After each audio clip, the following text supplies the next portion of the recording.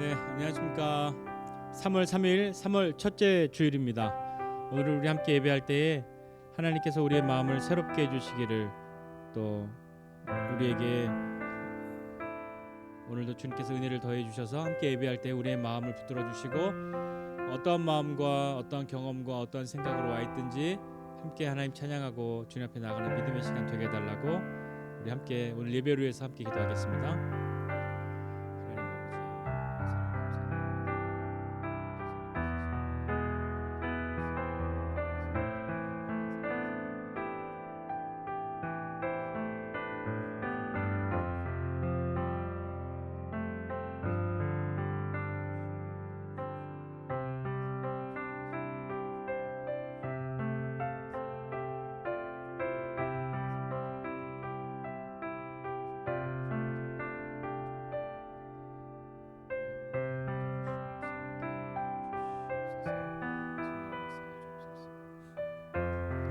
하나님 아버지, 은혜와 사랑을 감사드립니다. 이 시간에 우리가 주님 앞에 나와 예배할 때에 주님 우리를 붙들어 주시고 함께하여 주사 시간 마음과 뜻과 정성을 다하여 주님 찬양하고 함께 예배하는 은혜의 시간 되게 하여 주시옵소서.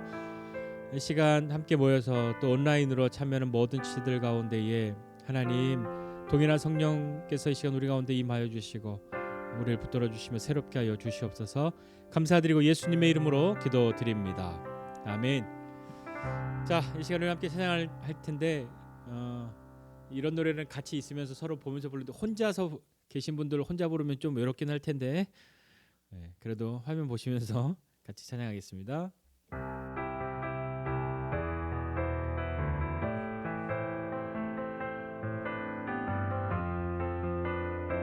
아주 먼 옛날, 아주 먼 옛날 하늘에서는 당신을 향한 계획이 있었죠. 하나님께서 바라보시며 좋았더라고 말씀하셨네. 이 세상 그 무엇보다 귀하게 나의 손으로 창조하였노라. 내가 너로 인하여 기뻐하노라. 내가 너를 사랑하노라. 사랑해요.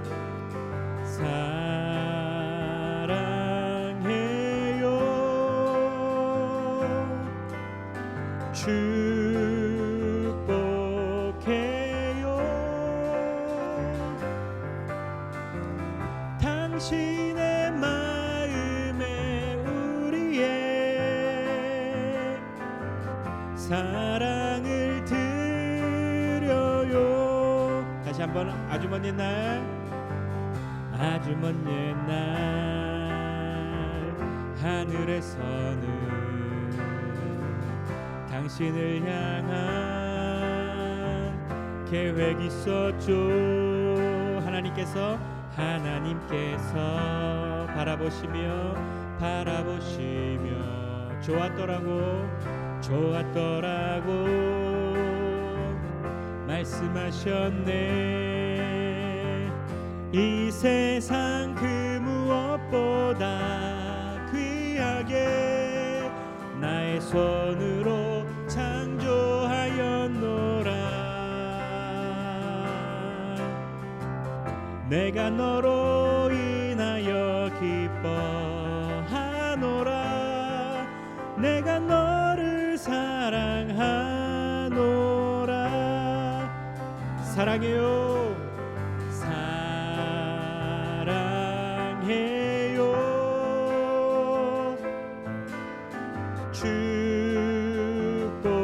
축복해요. 당신의 마음에 우리의 사랑을 우리 옆 사람에게 사랑해요.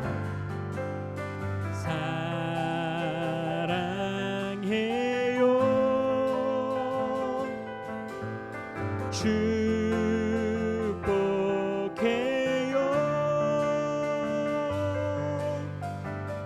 당신의 마음에 우리의 사랑을 드려요.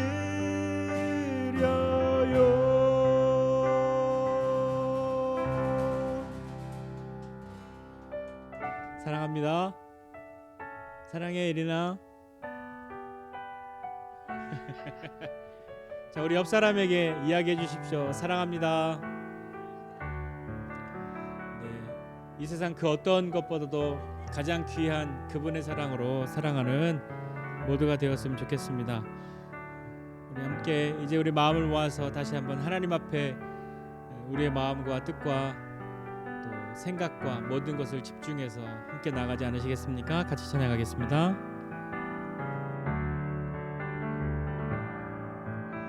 난 무엇과도 주님을 바꾸지 않으리. 다른 어떤 은혜 구하지 않으리. 오직 주님만이 내 삶의 도움이시니 주의 얼굴 보기 원합니다. 다시 한번 나 무엇과도 주님을 바꾸지 않으리. 다른 어떤 은혜 구하지 않으리. 오직 주님만이 내 삶의 도움이시니 주의 얼굴 보기 원합니다. 주님 사랑합니다. 주님 사랑해요.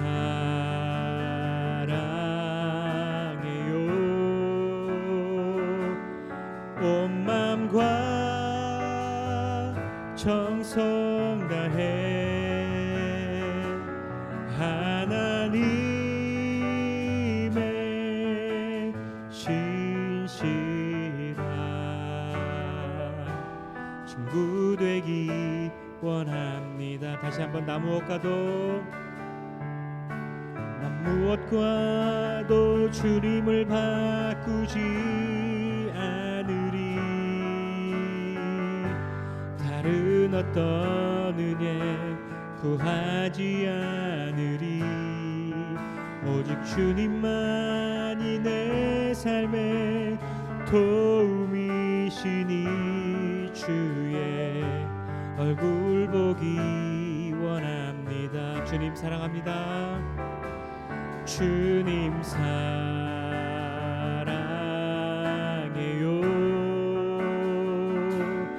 온 마음과 정성 다해 하나님의 신실한 친구 되기 원합니다. 주님 사랑합니다. 주님 사랑해요.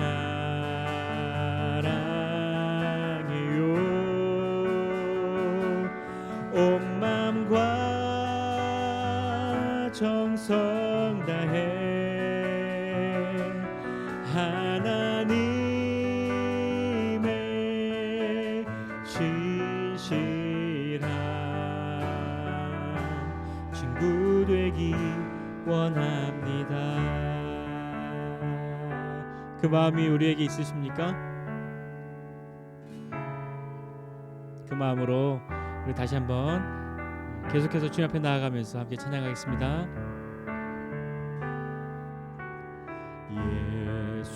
예수는 내 힘이요 나의 기쁨 내 참 소망 그 이름의 생명이 내 삶의 이유라. 예수는 내 힘이요 예수는 내 힘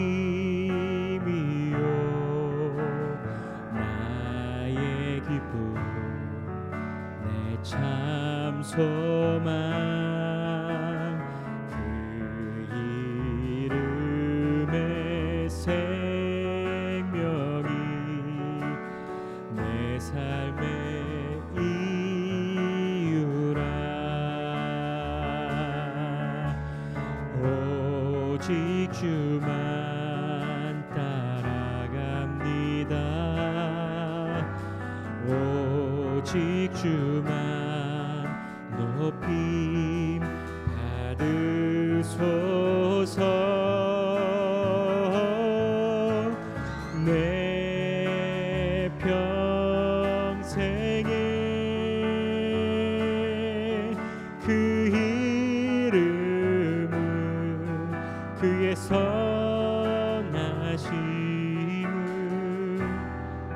세상에 노래합니다 그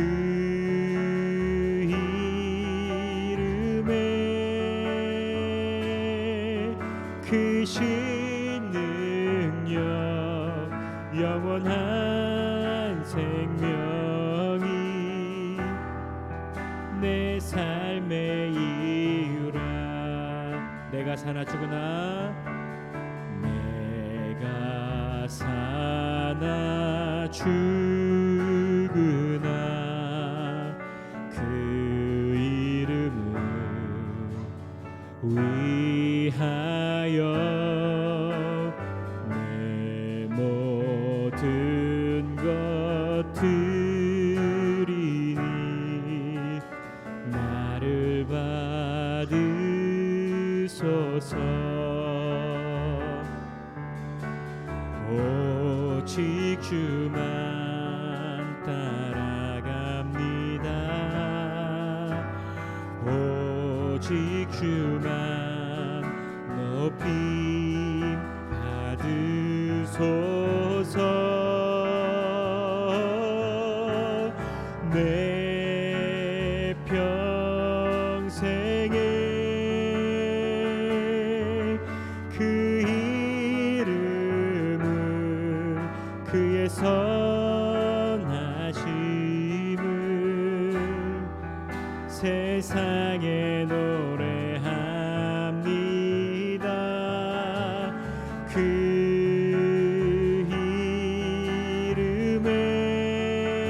이름에 크신 능력 영원한 생명이 내 삶의 이유 오직 주만 따라갑니다 오직 주만 따라갑니다 오직 주만 높임 받으소서 내 평생에 그 이름을 그의 선하심을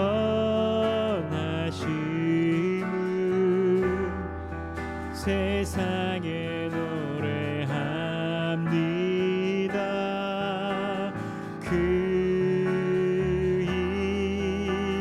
이름에 크신 능력 영원한 생명이 내 삶의 이유라 내 평생에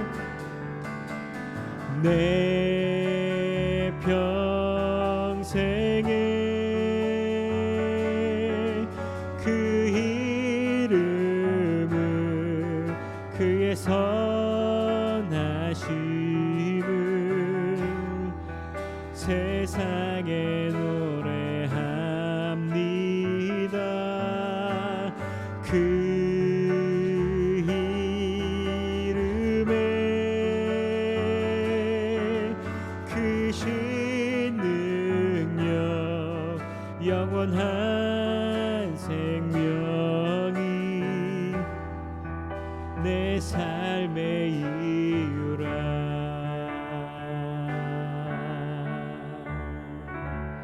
우리 삶의 이유가 되시는 주님을 찬양합니다. 아멘.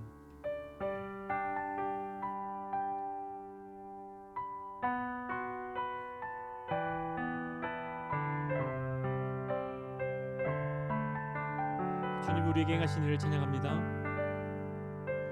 보혈을 지나 하나님 품으로 보혈을 지나 아버지 품으로 보혈을 지나 하나님 품으로 한 걸음씩 나가네.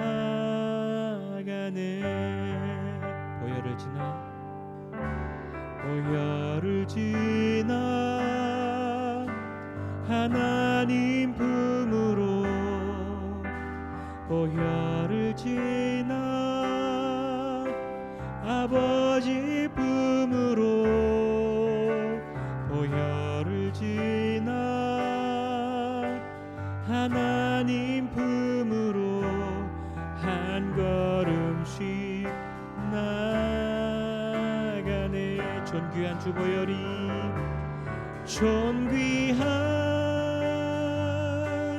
주 보혈이 내 영을 새롭게 하시네. 존귀한 주 보혈이 내 영을 새롭게 하네. 보혈을 지나 보혈을 지나 하나님 품으로 보혈을 지나 아버지 품으로 보혈을 지나 하나님 품으로 한 걸음씩 나가네. 보혈을 지나 보혈을 지나 하나님 품으로 보혈을 지나 아버지 품으로 보혈을 지나 하나님 품으로 한 걸음씩 나가네. 존귀한 주 보혈이 존귀한 주 보혈이 내 영을 새롭게 하시네. 존귀한 주 보혈이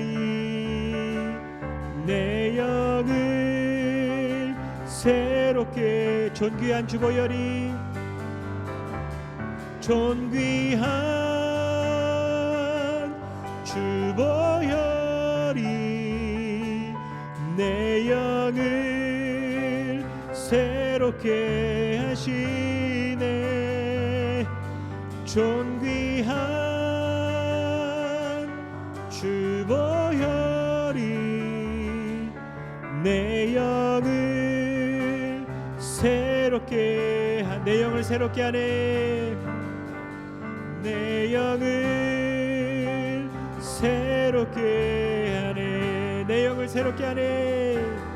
내 영을 새롭게 하네.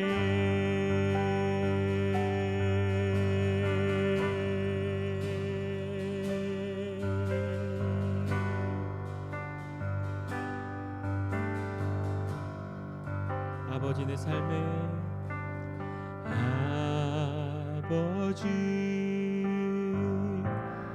내 삶의 모든 것 되신 주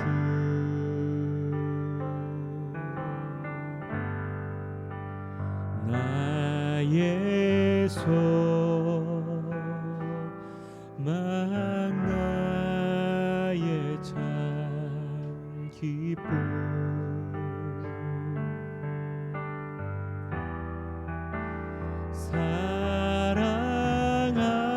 사랑합니다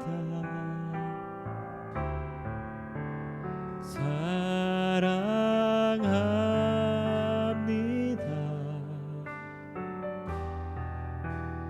내 기쁨 되신 나의 주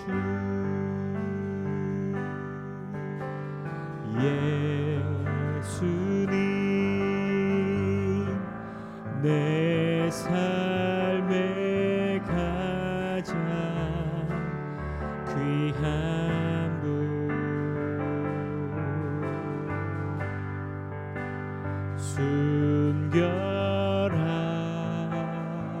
순결하고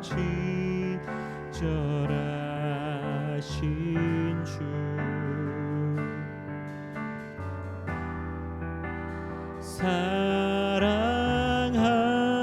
사랑합니다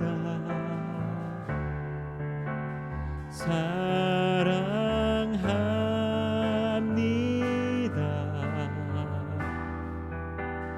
내 기쁨 되신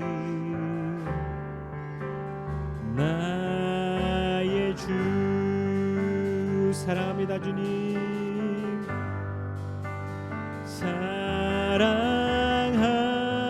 사랑합니다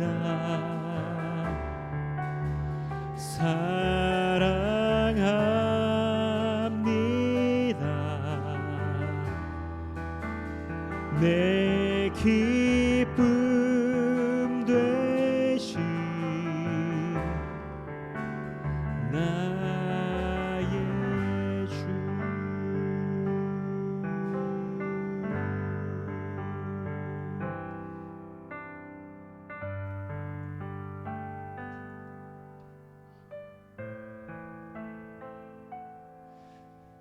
아멘. 이 시간에 함께 기도하실 때에는 하나님 이 시간에 우리에게 주의 은혜를 더하여 주시고 주의 은혜 가운데로 나가는 믿음의 사람들이 다 되게 하여 주셔서 우리가 다른 것이 아니라 주님을 향한 우리의 마음을 고백할 수 있는 믿음의 사람들이 되도록 주님 붙들어 주십시오. 하나님 내 마음이 이리저리 흔들리는 것 같고 그때와 지금과 자꾸 바뀌는 것만 같아서 주님을 사랑한다고 고백하는 것이 때로 부끄럽고 때로 정직하지 않은 것 같은 그런 마음이 들지라도 주님은 우리를 아시고 주님은 우리를 위하여 자신의 생명을 주셨으니 우리가 주님 안에 있어서 우리의 그 마음이 이리 바뀌고 저리 바뀌는 것 같을지라도 우리가 주님 안에 있다면 주님은 그 모든 것을 넉넉히 받아주시는 분이신 줄을 믿고 주님 우리의 마음 내 삶이 주님 안에 있음을 인하여 감사하고 믿음으로 나아가시지 않겠습니까? 살면서 어찌 좋은 일만 있고 어찌 늘 흔들림 없는 모습만 있겠습니까? 때로 우리가 주님을 향하여 원망을 하고 불평을 하고 부끄러움을 말한다 할지라도 다른 곳에서 말하는 것이 아니라 주님 안에서 원망하고 불평하고 주님 안에서 우리의 부끄러움도 이야기하고 주님 안에서 주님의 도우심을 구하지 않으시겠습니까? 이 시간에 함께 기도하실 때에 주님을 향한 우리의 마음이 어떠한 것인지 다시 한번 고백하지 않으시겠습니까? 믿음으로 함께 나아갑시다. 같이 기도합니다.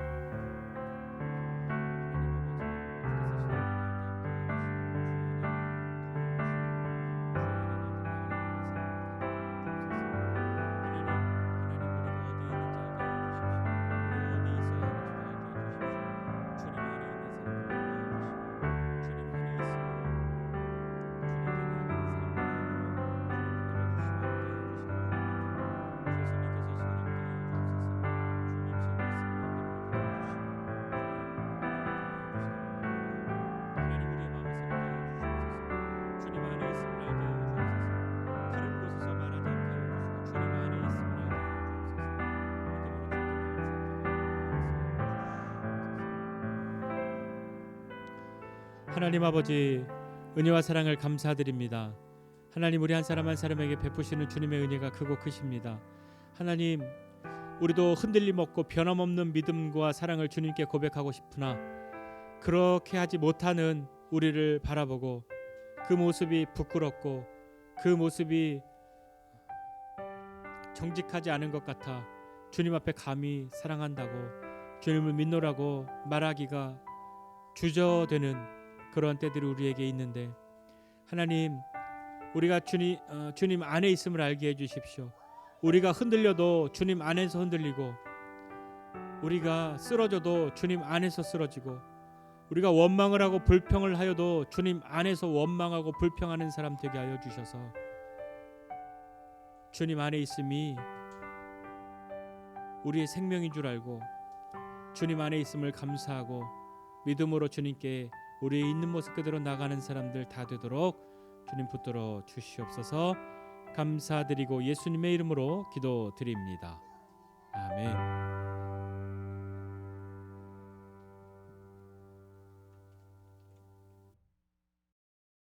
성경 봉독하도록 하겠습니다. 마가복음 8장 27절부터 33절까지 같이 봉독하겠습니다. 우리 어린이들과 함께 예배하고 있으니까요. 우리 세 번역으로 같이 봉독합니다. 있으신 분 찾으시고 없으신 분 앞에 화면 보시면 되겠습니다. 같이 봉독하겠습니다. 시작. 예수께서 제자들과 함께 빌립보의 가이사랴에 있는 여러 마을로 길을 나서섰는데 도중에 제자들에게 물으셨다. 사람들이 나를 누구라고 하느냐? 제자들이 예수께 말하였다. 세례자 요한이라고 합니다. 엘리야라고 하는 사람들도 있고 또 예언자 가운데 한 분이라고 하는 사람들도 있습니다. 예수께서 그들에게 물으셨다. 그러면 너희는 나를 누구라고 하느냐? 베드로가 예수께 대답하였다. 선생님은 그리스도이십니다. 예수께서 그들에게 엄중히 경고하시기를 자기에 관하여 아무에게도 말하지 말라고 하셨다. 그리고 예수께서는 인자가 반드시 많은 고난을 받고 장로들과 대제사장들과 율법학자들에게 배척을 받아 죽임을 당하고 나서 사흘 후에 살아나야 한다는 것을 그들에게 가르치기 시작하셨다. 예수께서 드러내놓고 이 말씀을 하시니 베드로가 예수를 바싹 잡아당기고 그에게 항의하였다. 그러나 예수께서는 돌아서서 제자들을 보시고 베드로를 꾸짖어 사탄아, 내 뒤로 물러가라. 너는 하나님의 일을 생각하지 않고 사람의 일만 생각하는구나. 아멘. 자, 오늘 같이 말씀 보겠습니다. 오늘은 너희는 나를 누구라 하느냐라는 제목으로 함께 말씀 나누고자 합니다. 예수님께서 가이사랴 빌립보라는 지방에서 이제 복음을 전하고 계셨어요. 이 길은 예수님이 이제 어디로 가시는 길이냐면 예루살렘을 향해 가시는 길이거든요. 예수님이 제자들을 부르셨죠. 제자들을 부르시고 곳곳을 다니면서 병자들도 고치고 귀신도 내어쫓고 또 하나님의 말씀도 가르치고 하는 그 일들을 통하여서 하나님의 나라가 왔음을 이야기하고 이제 많은 사람들을 위해서 예수님이 정말 하셔야 하는 그 일을 향해서 걸어가고 계시단 말입니다. 오늘 제자들에게 예수님이 물어보셨어요. 제자들에게 뭐라고 물어보셨냐면 제자들아, 얘들아, 사람들이 나를 누구라고 하느냐? 이렇게 물어보십니다. 이걸 왜 물어보셨을까요? 예수님이 내 평판이 어때? 이런 걸 물어보신 걸까요? 요즘에 내 지지율이 얼만큼데? 막 이런 거 물어보신 거 아니죠. 사람들이 나를 누구라고 하느냐라고 물어보셨습니다. 그럼 제자들은 어떻게 대답을 해야겠죠? 근데 제자들은요, 처음에 예수님이라는 분을 몰랐을 때 예수님이 오셔서 제자들을 부르셨잖아요. 근데 제자들이 그 예수님의 부름을 듣고 따라가면서도 그 시간들을 보내면서 제자들 가운데 있는 물음표 하나가 있었을 겁니다. 뭐냐면 '이분은 도대체 누구시지?' 라는 거죠. 단지 그분의 이름이 아니라 '이분 도대체 어떤 분이시지?'라는 것을 제자들은 점점 가면서 더 물음표를 갖게 됩니다. 기적을 보면서도 '아니 이분이 도대체 누구신데 바람과 바다도 잔잔하게 하시지?' 라고 계속 그들 가운데 물음표를 가지고 있잖아요. 자신을 부르신 예수, 그들 스스로는 제자로서 선생님이신 예수님을 따라가고 있다고 그렇게 생각하고 있는데 처음부터 이분이 누구신지 분명히 알았고 어떤 정확한 이해가 있어서 내가 선택해서 '그래, 내 인생을 이분께 걸어야지. 이분을 따라가면 세상을 바꾸겠구나.' 이제 그런 걸 결심하고 나온 사람들은 아니었잖아요. 그렇게 다니면서 예수님의 가르치심과 하신 일들을 통해서 크게 놀라워했지만 예수님이 누구신지에 대해서 확실하게 그들이 어떤 자기들만의 그런 뭔가 분명한 것을 가졌다라고는 좀 확언하기가 쉽지 않아 보입니다. 왜 그러냐면 지금 예수님은 이제 이런 것들을 계속 말씀하시면서 점점 예루살렘을 향해 가시면서 앞으로의 일어날 일들 그런 것에 대해서 말씀하거든요. 근데 그런 예수님이 십자가에 죽으시는 그 이야기들을 계속 하실 거란 말이에요. 두 번 오늘 여기서도 하셨고 또 하고 또 하시는데 제자들은 그때 어떻게 했냐면 그걸 심각하게 받아들였어요. 왜 심각하게 받아들였냐면 "선생님 왜 이러지? 왜 자꾸 이런 얘기하시지?" 라고 하면서 제자들은 서로 무슨 했냐면요. 나중에는 막 이런 얘기도 해요. "야 그 나라가 되면 말이야. 우리 선생님이 이제 왕이 되시면 야 그 나라에서 네가 크냐 내가 크냐? 네가 높은 자리 할 거냐 내가 높은 자리 할 거냐?" 이런 걸로 서로 이야기한단 말이에요. 그런 제자들이에요. 그러니까 예수님이 하시는 말씀을 잘 이해 못했던 것이고 예수님이 누구신지에 대해서도 분명하게 이해가 좀 부족한 것은 아닐까 하는 그런 생각을 하는 거죠. 예수님이 오늘 그 제자들에게 물어보셨어요. "사람들이 나를 누구라고 하느냐?"라고 물으셨죠. 근데 뭐라고 대답합니까? 어떤 사람들은 예수님을 세례 요한이라고 이야기합니다. 또 더러는 엘리야라고 이야기하는 사람도 있고요. 또 어떤 사람들은 선지자 중에 한 사람이라고 그렇게 이야기합니다. 예수님이 그 이야기를 듣고 어떠셨을까요? 기분이 좋으셨을까요? 잘 모르겠어요. 잘 알 수 없어요. 근데 예수님은 그 뒤에 정말 하고 싶었던 말씀을 하시는 거죠. "그러면 너희는 나를 누구라고 하느냐?" 제자들 우리가 제자입니다. 이렇게 다 제자인데 예수님이 오셔서 예수님께서 "사람들이 날 누구라고 하지?" 그렇게 말씀하시니까 어떤 사람들은요. 예수님이요 완전 멋있다고 얘기하고요. 어떤 사람은요. 세례 요한이 다시 살아났다. 헤롯이 그래서 그렇게 생각했잖아요. 예수님이 하시는 거 보고 헤롯이 내가 죽인 세례 요한이 살아난 거라고. 어떤 사람은 능력 행하는 것을 보고 엘리야를 보내린 이런 말씀도 있으니까 그렇게 이야기하기도 하고 어떤 사람들은 "선지자지. 그분은 선지자지." 이렇게 이야기하기도 하고 많이 이야기한다고 이야기를 하는 거죠. 그러면서 대답을 그렇게 했는데 예수님이 갑자기 "너는 나를 뭐라고 부르니? 너는 나를 누구라고 하니?" 라고 물어보신다면 당황하시겠습니까? 아니면 기다렸다는 듯이 무엇인가를 말씀하시겠습니까? 베드로가 그때 이야기합니다. 베드로가 "주님은 그리스도이십니다." 이 같은 내용을 기록하고 있는 마태복음에 보면 우리가 잘 아는 "주님은 그리스도이십니다. 그리고 살아계신 하나님의 아들이십니다." 이렇게 고백하지 않습니까? 이 그리스도다 하는 이 말은요. 이 헬라어로 이 그리스 말로 그리스도라고 돼 있고 구약 성경에 이 말을 똑같은 말을 뭐라고 쓰냐면 메시아라고 써요.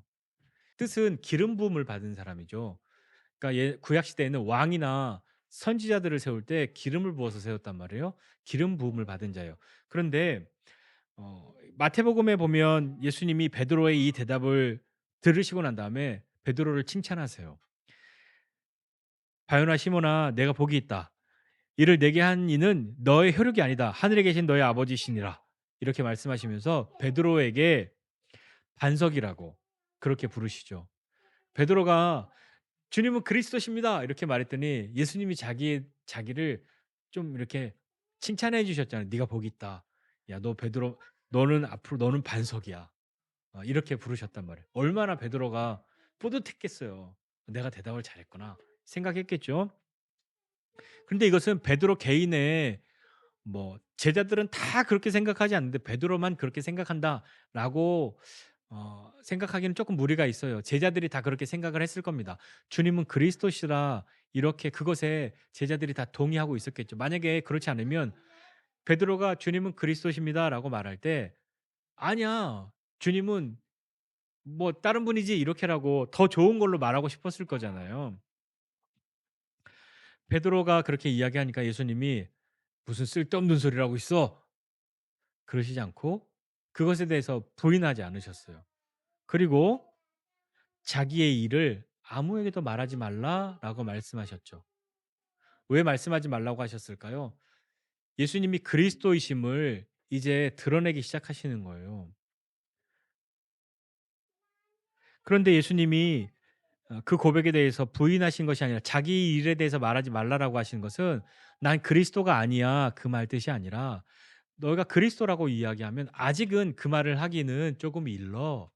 내가 준비가 안 돼 있어." 그것이 아니라 그런 말을 하면 오해를 살 것이고 너가 그 말을 하면 그 말을 한 것 때문에 또 다른 일이 생겨날 거니까 예수님은 그리스도라고 선언하는 날이 분명히 올 것인데 지금은 다른 사람들이 예수님이 그리스도다 이야기하면 예수님에 대해서 그렇게 생각하지 않았던, 그러니까 나쁘게 생각한 것이 아니라 음 다르게 생각했던 사람들도 그 정말 예수님 그리스도야? 그러면 우리를 구원해 주실 분이네?" 다른 기대가 생기는, 어떤 기대냐면 그러면 이 로마로부터, 이 속박으로부터 우리를 건져내실 분이잖아. 그래 우리 뭐 칼이라도 들고 모일까? 이렇게 된다든지, 그것을 어떤 그런 정치적인 해방을 기대하고 예수님을 따라갈 것이니까 이미 그런 사람들도 있고 그런 오해들이 생기니까 또 그것 때문에 제자들이 어려움을 당할 수도 있으니까 아직은 그 이야기를 하지 말라라고 말씀하는 거죠. 당시의 사람들은요, 분명히 메시아가 올 거라고 생각했어요. 이 메시아가 오셔서 우리를 우리의 모든 속박에서 자유케 해 주실 것이다. 지금 속박당하고 있는 게 뭐예요? 로마잖아. 이 로마의 속박으로부터 우리를 자유케 하실 것이다. 독립을 시켜 주실 것이다. 그런 열망을 가지고 있었단 말이에요. 근데 혹시 베드로가 지금 "주님은 그리스도십니다."라고 말했는데 베드로는 이 그리스도를 어떤 의미로 썼을까요? "주님은 그리스도이십니다. 살아계신 하나님의 아들이십니다." 라고 말하였는데 베드로는 그리스도다 하는 이 말을 어떤 의미로 썼을까요? 그 당시에 보편적으로 보통의 사람들이 가지고 있는 그런 생각처럼 우리를 해방시켜 주실 분, 그런 기대, 그것에 관한 그리스도라고 베드로도 생각하고 있었을까요? 어땠을까요? 우리는 다 알 수 없죠. 근데 베드로의 행동이 조금 뜻밖의 행동이 나타납니다. 어떤 행동이 나타나냐면 그 말을 듣고 예수님께서 이제 인자가 앞으로 어떤 일이 일어날 것, 내가 장로들과 대제사장들과 뭐 서기관들과 율법학자들 앞에서 고난을 받고 십자가에 달려 죽고 사흘 후에 살아나리라 하는 그 말씀을 하신단 말이에요. 이건 이건 어떤 이야기냐면 하나님의 하나님의 계획이잖아요. 하나님이 이 일을 통해서 사람들을 구원하실 그 계획을 이제 예수님이 제자들에게 말씀하셨는데 그 이야기를 들으면 깜짝 놀랄 만한 일이죠. 우리 선생님이 고난을 당하시고 십자가에 죽는 건 당시에 가장 극악무도한 죄인들에게 내리는 형벌이었어요. 로마에서 가장 잔인한 형벌 중에 하나가 십자가에 사람을 죽이는 거였거든요. 그 십자가에 죽는 건 어떤 의미냐면 대단한 너무 치욕스러운 거예요, 그렇게 죽었다는 건. 그래서 우리 집안에 누가 십자가형을 당했다, 이건 말할 수 없는 일이에요. 그걸 말하는 순간 이 사람은 다른 사람으로 취급당합니다. 예, 그만큼 무서운 형벌이기도 하지만 치욕스러운 형벌인 거죠. 보통의 사람들을 그렇게 죽이지 않아요. 예수님이 죽임을 당하고 사흘 후에 다시 살아날 것이다라는 걸 말씀하셨단 말이에요. 그 이야기를 하셨다는 건 제자들이 그 이야기를 들으면 얼마나 놀랐겠어요. 이게 무슨 말인지도 잘 몰랐을 거 아닙니까? 근데 베드로가 거기서 뭐 하냐면 아까 우리 세 번 얘기해 보니까 예수님을 바싹 잡아당겨서 꾸중하였다. 그러니까 베드로가 그 예수님이 막 "나 이제 잡혀서 고난당하고 십자가에 죽고 사흘 후에 살아나. 그렇게 될 거야."라고 이야기하니까 베드로가 예수님을 막 잡은 거죠. 옷을 잡고 바싹 당겨서 "무슨 소리 하는 거냐."고. 베드로가 뭐라고 했는지 성경에 나오진 않아요. 그러나 예수님을 향해서 베드로가 "꾸중하였다."라는 표현을 썼단 말이에요. 화를 낸 거죠. 뭐라고 화냈을 것 같으세요? "왜 혼자 죽으시려고 그러는 거예요? 나도 같이 죽어요." 그랬을까요?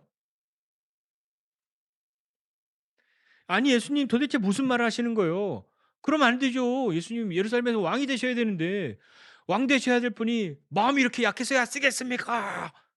막 이러면서 그래야 내가 영의정도 하고 자의정도 할 텐데 내가 높은 자리에 갈 텐데 예수님 안 계시면 우리는 아무것도 안 된단 말이에요.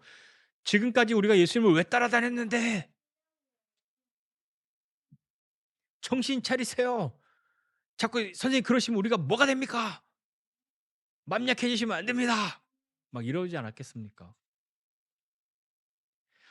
베드로가 그렇게 말한 이유는요. 아마도 그리스도에 대한 이해가 달랐기 때문인 것 같아요. 주님은 그리스도십니다라고 말했는데 베드로는 예수님이 고난당하고 십자가에 죽어서 다시 살아나야 한다 말씀하니까 베드로의 생각은 '그리스도는 그렇게 되면 안 됩니다.' 하는 그런 마음이 있었던 것 아닐까요? 그것이 그리스도가 그렇게 하셔야 되는 일이라는 걸 알았다면 베드로가 수긍하고 있지 않았을까요? 그런데 예수님을 막 옷을 바짝 당겨서 "정신 차리라."고 꾸중한 이유는 '그리스도는 그러면 안 돼요.' 라는 거죠. 그렇게 말한 베드로 다른 사람들처럼 '그리스도는 우리를 이 모든 억압에서 해방시켜야지 죽는다는 소리 하면 안 되는 겁니다.' 그런 의미가 들어 있는 것은 혹 아닐까요? 그러니까 예수님이 제자들을 돌아보시고 말씀하시죠. 제자들을 보시면서 베드로를 이제 꾸짖으십니다.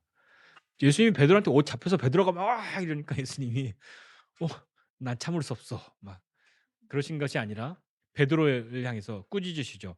그 꾸짖음은 제자들을 향한 꾸짖음과 똑같습니다. 이렇게 말씀하시죠. "사탄아 내 뒤로 물러가라." 제자 보고 사탄이래요. 그러니까 아마 베드로가 막 그랬으면 옆에 다른 사람들 같았으면 드디어 우리 선생님이 이제 미쳤다고 죽는다는 얘기를 하기 시작하시더니 나보고 사탄이라고 이야기했다고. 막 그러면서 뭐 그런 소동을 피우지 않았겠습니까? 그때 예수님이 제 베드로에게 사탄이라고 말한 건 "너는 하나님의 일을 생각하지 않고 사람의 일을 생각하는구나."라고 말씀하고 있는 거죠. 그러니까 그 말은 무슨 뜻이냐면 "베드로 지금 네가 말하고 있는 것, 네가 생각하고 있는 것 그거 하나님의 생각 아니야. 너는 그거 사람의 일이지 하나님은 그 일을 하시지 않아. 하나님의 일은 내가 잡혀서 고난당하고 십자가에 죽고 다시 살아나는 것인데 너는 그러면 안 된다고 하고 있는데 그것은 하나님의 일이 아니라 사람의 생각이다. 사탄아 내 뒤로 물러가라." 말씀하는 거죠. 사람들은 메시아가 와서 정치적으로 자기들을 구원해 줄 거라고 믿었단 말이에요. 그 사람의 생각인 거죠. 하나님의 생각은 뭐예요? 하나님의 일은 뭐예요? 예수님이 고난당하시고 죽으셔서 다시 살아나시는 거예요. 그래야 이 사람들을 자유케 하는 거거든요. 근데 사람들은 예수님이 오셔서 로마를 무찌르고 군대를 다 몰아내고 새로운 왕국을 건설해야 우리를 자유케 하는 거라고 기대하고 있었단 말이에요. 그러니까 예수님이 죽으면 안 되잖아요. 예수님은 베드로를 향해서 하나님의 일을 생각하지 않고 사람의 일을 생각하고 있다고 말씀하고 있는 겁니다. 하나님의 일을 말씀하신 후에 그다음에 무리들과 제자들을 다 불러서 예수님은 다시 가르치세요. 예수님이 그렇게 막 혼내고 "저리 꺼져!" 그랬으면 아마 제자들 예수님을 다시는 찾지 못했을 겁니다. 근데 예수님은 "너희는 하나님의 일을 생각하지 않고 사람의 일만 생각한다."라고 말씀하시고 그렇게 꾸중하신 후에 무리들과 제자들을 불러 모으셨어요. 그리고 말씀하십니다. 뭐라고 말씀하시면 하냐면 우리가 잘 아는 누구든지 나를 따라오려거든 자기를 부인하고 자기 십자가를 져야 한다. 누구든지 자기 목숨을 구원하고자 하면 잃을 것이고 누구든지 나와 복음을 위하여 자기 목숨을 잃으면 구원하리라. 하나님의 일과 하나님의 생각과 사람의 일, 사람의 생각이 이렇게 다르다는 겁니다. 주님은 너희 하나님의 일은 생각하지 않고 사람의 일을 생각하는구나 라고 혼내시면서 모아놓고 누구든지 나를 따르려면 나를 따르는 제자라고 너희들이 그렇게 말한다면 자기를 부인해야 한다. 네 생각을 부인해야 한다. 그리고 너의 십자가를 져야 한다. 그건 나는 안 할 테니 너희가 하거라. 그 말씀이 아닌 거죠. 예수님이 자기를 부인하고 자기 십자가를 지시지 않습니까? 예수님을 따르는 사람들이라면 예수님의 그 길을 가고 싶은 사람들이라면 예수님의 그 길을 가야 하는 것이죠. 근데 그 길을 가면서 자기 생각대로 가고 있단 말입니다. 예수님이 앞서서 말씀하신 것처럼 인자가 고난받고 죽임당하고 살아나야 할 것에 대해서 말씀하셨는데 그것은 그 길은 그리스도 혼자만 가는 길이 아니라 그리스도의 제자들 그리고 예수를 그리스도라 고백하는 모든 사람들이 가야 할 길이라는 것을 말씀하시는 거죠. 그러니까 예수님만 십자가에 죽으시고 고난 당하시고 죽으시고 다시 살아나시는 거 주님이 하시는 일이야. 그것이 아니라 예수님의 제자들 12 명만 그거 해야 되는 일이야. 그것이 아니라 오늘을 살고 있는 우리 예수님을 그리스도라고 고백하는 우리는 예수님의 그 길을 가야 하는 것이죠. 그 길을 가는 것이 제자이지 않습니까? 베드로가 예수님을 그리스도라고 메시아라고 고백하면서도 자신이 기대하고 바라는 구원, 하나님 나라, 그것은 예수님이 죽으신다고 하는 그 말을 듣고 너무 놀라서 예수님의 죽음을 어떻게 해서든지 내가 막아서 그걸 이루어야 한다라는 그런 마음을 가졌던 거예요. 그러나 예수님의 그 길은, 하나님의 그 길은 예수님의 죽음을 막아서 이룰 수 있는 것이 아니라 예수님이 죽음의 길로 가는 그 길을 함께 감으로 이룰 수 있는 것이지 않습니까? 십자가를 지고 간다 이런 표현들을 우리가 많이 하잖아요. 예수 믿는 것은 십자가를 지고 가는 거야. 저 인간이 내 인생의 십자가야. 뭐 이런 이야기 하잖아요. 뭐 힘들면 내가 십자가 진다고 생각하지. 이렇게 표현하고 있는데 그건 그렇게 뭐랄까 약간은 감성적이고 약간은 시적인 그런 표현이 아닐 수도 있어요. 십자가를 진다고 하는 것은요. 죽는 거예요. 그런데 안 죽으면서 십자가를 계속 지죠. 그러니까 그것이 십자가를 진다고 말할 수 있겠습니까? 이런 환경이 이 사람이 이 일이 나에게 십자가야라고 말을 한다면 야 이렇게 십자가 지고 가는 나 되게 멋지지. 그게 아닌 거죠. 예수님이 어디 십자가 지고 가시면서 사람들을 향해서 포즈를 지으셨습니까? 막 포토라인에 서서 쓰셔서 제자들과 뭐 수많은 사람들을 향해서 야 사진 찍어 하면서 그런 걸 하셨습니까? 죽는 거죠. 십자가를 진다는 것은 죽으러 가는 겁니다. 죽은 척하는 게 아니죠. 잠시 동안 죽은 역할을 맡은 것이 아니죠. 그냥 실제로 죽는 겁니다. 그러나 많은 사람들이 살고 싶어서 예수 믿지 죽자고 예수 믿는 것은 아니잖아요. 그런데 예수 믿으면 죽어야 하는데 이게 우리의 신앙의 아이러니가 신앙의 어떤 딜레마가 여기에 있는 겁니다. 나는 안 죽고 싶은데 나는 잘 살고 싶어서 예수 믿는데 그러나 예수 믿으면 죽으라고 이야기하는 거잖아요. 안 죽고 잘할 수 있는 방법은 없을까요? 안 죽고도 잘 살 수 있는 방법은 없을까요? 그걸 알려준다고 하면 사람들이 모이죠. 그냥 딱 여러분 2박 3 일만 죽은 척 하시면 됩니다. 이런 거 가르쳐 주면 그거 못 하겠습니까? 잠시 동안만 죽은 자의 역할을 맡아 주십시오. 그거 못 하겠습니까? 그러나 십자가를 진다는 것은 그 의미가 아니잖아요. 예수님이 만약에 오늘 우리에게 오셔서 "사람들이 나를 뭐라고 부르지? 누구라고 부르지?"라고 물으신다면 우리는 여러 가지로 대답할 수 있죠. 그러나 예수님이 우리를 향해서 "너는 나를 누구라고 부르냐? 누구라고 하느냐?"라고 물으신다면 무엇이라고 대답하시겠습니까? 한번 보세요. 어떤 한 사람이 있어요. 다 무서워해요. 그 사람은 어떻지? 말하면 "아우 너무 무서워." 근데 어떤 한 사람이 "아니야. 그렇게 무섭지 않아. 사실은 되게 따뜻한 사람이야."라고 말한다면 여러분은 어떻게 생각하십니까? 뭐라고 얘기해 주시겠습니까? 이제 학교 가면 이제 개학하면 선생님 얘기 많이 나오죠. "저 선생님 어때요?" 그러면 "저 선생님 숙제 엄청 많이 내 주고 되게 무섭고 막 맨날 화내. 너무 싫어." 그렇게 이야기해요. 그런데 어떤 학생은 저 선생님 너무 좋아. 너무 잘 가르쳐." 똑같은 사람을 두고 다르게 이야기한단 말입니다. 왜 그럴까요? 예? 예. 겪은 게 달라요. 경험이 달라요. 경험이 다르기 때문에 그 사람을 무엇이라고 부르는지 달라진단 말입니다. 우리도 다 달라요. "예수님이 어떤 분이냐?"라고 묻는다면 어떤 분에게는 "예수님 너무 무서운 분이에요."라고 대답하는 사람이 있을 거예요. 어떤 분에게 "예수님은 그냥 너무 좋은 분이에요." 뭐 "예수님은 내 친구예요." 뭐 "예수님은 우리를 구원하신 분이에요." 예수님은 어떤 분이세요? 다 각자 이야기할 수 있는 거예요. 근데 중요한 건 뭐냐면 남들이 뭐라고 하든지 내가 예수님을 무엇이라고 하는가 그것이 중요한 거예요. 남들은 다 예수님이 나의 구원자라고 말하는데 아니 예수님 그냥 좋은 선생님이지라고 말한다면 그 사람은 과연 예수님을 다 알고 있는 걸까요?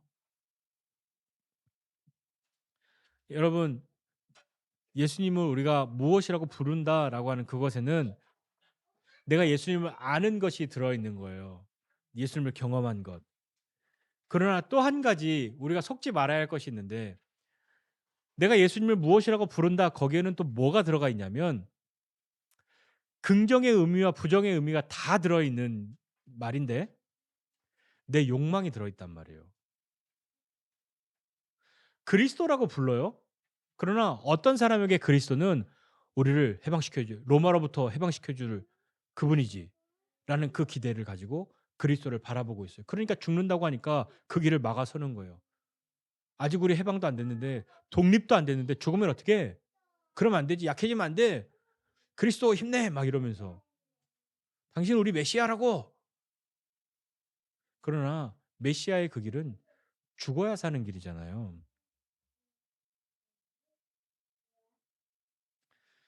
하나님 나라는 죽어야 사는 나라이지 않습니까? 근데 그게 믿어져야 죽을 텐데, 안 죽고도 살 것 같으니까 '안 죽고는 살 수 없을까?' 하니까 자꾸 죽음을 멀리하게 되는 거죠. 다른 사람이 무엇이라 부르든 여러분 예수님을 무엇이라고 부르십니까? 뭐 남들은 다 이렇게 부르는데 뭐 나도 그거에 동의해. 거기서 끝나시겠습니까? 예수님을 누구라 부르느냐라는 그 물음에 우리가 답할 수 있다면, 답해야 한다면 우리는 예수님에 대한 경험이 있어야 하는 거죠. 다 "저 사람 무섭다."라고 얘기하는데 "아니야. 무섭지 않아."라고 말하는 사람이 있듯이 우리도 예수님에 대해서 무엇이라, 예수님을 무엇이라 부르는 그것이 있어야 하지 않겠습니까? 예수님을 알아야 하는 거죠. 여러분 예수님을 어떻게 알고 계십니까? 예수님이 나의 무엇 되십니까? 예수님을 무엇이라고 부르십니까? 그냥 예수님이면 됐지 뭐 다른 뭘 불러 예수님이라고 하면 되지. 이것에서 끝내시겠습니까? 예수님이 나의 창조주이시고 나를 구원하신 분이라는 것을 믿는다면 그렇게 주님을 부를 수 있는 그 부름이, 그 예수님을 부르는 그것이 우리에게 좀 새롭게 다가와야 하지 않습니까? 하나님이 나의 창조주이십니다. 뭐 하나님 아버지 이렇게 부르는 것이 나에게 아무런 느낌이 없고 아무런 의미가 없는 것이 아니라, 그것이 우리에게 참 의미가 있는 그 삶이 되려면 주님을 향해서 주님과 함께 가는 그 길에 다른 것이 아니라 주님과의 개인적인 사귐이 깊어져야 그분을 무엇이라 부를 수 있지 않습니까? 잘 보세요. 우리 사람들 부를 때 이렇게 부릅니다. 또 오늘 주엘이가 오늘 생일인데 뭐 한 10년 뒤에 주엘이가 엄청 유명한 스타가 됐어요. 그러면 여러분 주엘이를 뭐라고 부르시겠습니까? 다른 사람들은 뭐 박주엘 씨 막 이렇게 부를 텐데 여러분은 뭐라고 부르시겠습니까? 잘 보세요. 거기에서 사람들이 달라져요. 어떻게 달라지냐면 주엘이 다 이렇게 부르는 사람이 있어요. 아니, 너무 머니까. 그러면 최근에 우리 중에 뭐 어떤 되게 유명한 사람이 있어요. 운동선수가 됐든 배우가 됐든 뭐 정치인이 됐든 누가 됐든 그 사람에 대해서 이야기하는, 우리는 다 개인적인 사귐이 없으니까 뭐 그분 혹은 뭐 이름을 부르고 막 그렇게 무슨 씨 이렇게 부르는데, 한 사람이 걔 이렇게 부르면 어떤 느낌이 딱 드세요? 저 사람은 그 사람과 되게 친한가 봐. 그런데 거기에 함정이 있어요. 뭐가 함정이냐면 속지 말아야 되는 게 있는데, 진짜 친해서 걔 하는 게 있어요. 주엘이를 이야기했다. 주엘이 그러면 정말 잘 알고 친해서 주엘이 하는 사람이 있고, 그렇게 보이고 싶어서 주엘이라고 하는 사람 있죠. 만약에 박주엘 오면 바로 존댓말하고 말도 못 붙일 사람이에요. 그런 사람들이 많아요. 예수님을 향해서 여러분은 어떠십니까? 예수님을 향해서 막 친한 척, 잘 아는 척 그렇게 부르고 있는데, 막상 예수님이 가까이 오신다면 저 멀리 가서 숨어 있는 그런 사람 아닙니까? 예수님. 내가 잘 알지. 완전 내 친구야. 이렇게 돼 예수님이 오셨어. 근데 막 존댓말하고 어려워서 벌벌 떨고 이렇게 얘기한다면 그 사람이 "예수님은 나의 친구야."라고 했던 그 말의 의미가 무엇이겠습니까? 여러분 예수님을 무엇이라고 부르십니까? 예수님이 오늘 우리에게 오셔서 "너는 나를 누구로 하느냐?"라고 물으신다면 무엇이라 답하실 수 있습니까? 용기 있게 답할 수 있는 저와 여러분 모두가 되시기를 주님의 이름으로 축복합니다. 기도하겠습니다. 하나님 아버지의 은혜와 사랑을 감사드립니다. 하나님, 수많은 사람들이 참으로 다양한 마음으로 다양한 표현으로 주님을 이야기하고 주님을 부르고 있는데 주님, 우리는 주님을 향해서 어떠한 마음으로 또 어떠한 삶으로 어떠한 시간으로 나아가고 있습니까? 하나님, 우리가 참으로 주님과 친밀한 사귐이 있는 사람 되기 원합니다. 그저 주님의 이름을 아는 사람으로 끝나는 것이 아니라 그래서 어디 가서 예수님 잘 아는 척하는 사람으로 그렇게 있는 사람이 아니라 정말 예수님 잘 알고 정말 예수님 사랑할 수 있는 그런 사람 되기 원합니다. 하나님 우리에게 은혜를 더해 주시고 붙들어 주시옵소서. 이제는 우리 구주 예수 그리스도의 은혜와 하나님 아버지의 크신 사랑과 성령님의 함께 하심이 주님과의 친밀한 사귐 가운데로 나아가기를 원하는 우리 모두 위에 이제로부터 영원까지 함께 있을지어다. 아멘.